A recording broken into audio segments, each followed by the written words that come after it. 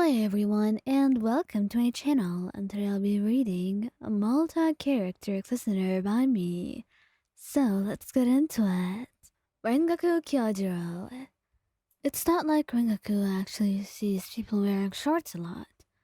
So, when he sees you wearing one, it's only fair that he does a double take, and he keeps looking at you for a couple moments, trying to wrap his head around how good you look. He would take a deep breath and try and calm down, because there was something about you that just made his heart beat faster when you were like this. And in a part of him, he wondered whether or not he did this on purpose.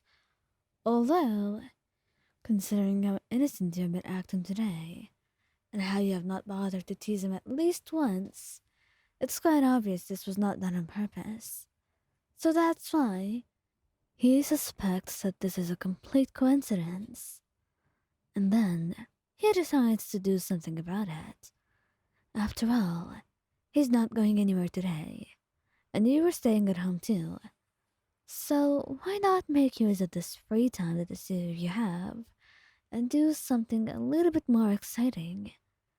At least he thought that would be a proper use of your day off. And that's why, when you were making breakfast, he had stopped you completely, telling you it was not that important, and there are other more important matters to take care of. Like what, Rengoku? What are you even talking about? And then he wrapped an arm around your waist, pulling you close to him, as the other hand carries down your thigh, and you blush brightly, shivering. Rengoku, we can't do this. Well, I think we can. There's nothing wrong with what we're doing, Lion. That's not the case, I know it isn't, but we're not meant to do this.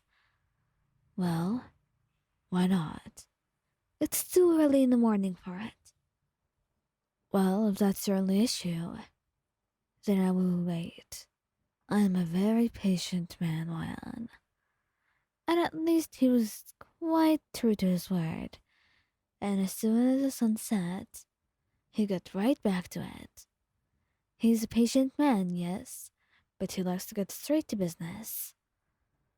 Muichiro. Now, Muichiro is a little bit more on the shy side, although he can be blunt sometimes. He just has no idea how to deal with the current situation, and he gets kind of really messy and nervous. And you only notice how attracted he is as out in front of him, because of how much time he spends staring at you, or more specifically, staring at your legs. Those shorts of yours were very short. Too short for his liking, and you were not going out with them. But right now you are at home, and there was no one else around, and his thoughts were going wild, and he felt like he was hanging on by a thread. And soon enough, as time kept on passing, that thread had snapped, and he found himself telling you that the two of you need to cuddle. He misses you very much. And you, mischievously, knowing exactly what was going on through his mind, tell him no.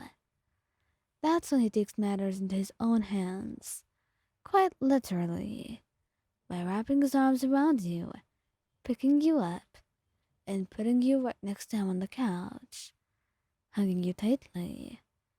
Well, I want to cuddle, Ryan. Now stop teasing me. I didn't even say a thing, Muichiro. Well, I think you're teasing me. Well, why do you think so?